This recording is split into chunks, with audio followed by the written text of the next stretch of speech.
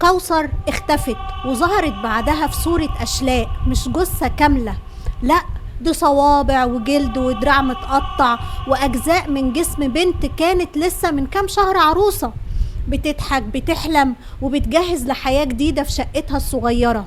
مين عمل كده وليه وازاي؟ جريمة بالمنظر ده حصلت من غير ما حد يحس.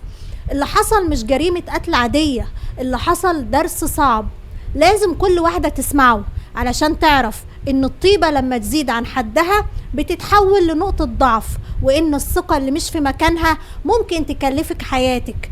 وقبل ما نبدأ قصتنا ما تنساش اللايك والشير والكومنت الحلو بتاعك، واللي بيشوفني لأول مرة ما تنساش تفعل زر الجرس وتشترك في قناتنا الحلوة. بطلة قصتنا النهاردة اسمها كوثر، بنت بسيطة اتجوزت من 5 شهور بس، ولسه بتتعلم يعني ايه جواز وبيت ومسؤولية.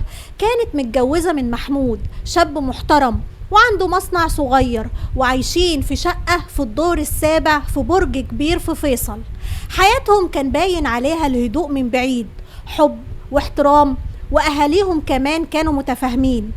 كوثر كانت شايفة ان محمود راجل يعتمد عليه، طموح ومش بخيل، وده بان من أول يوم جواز.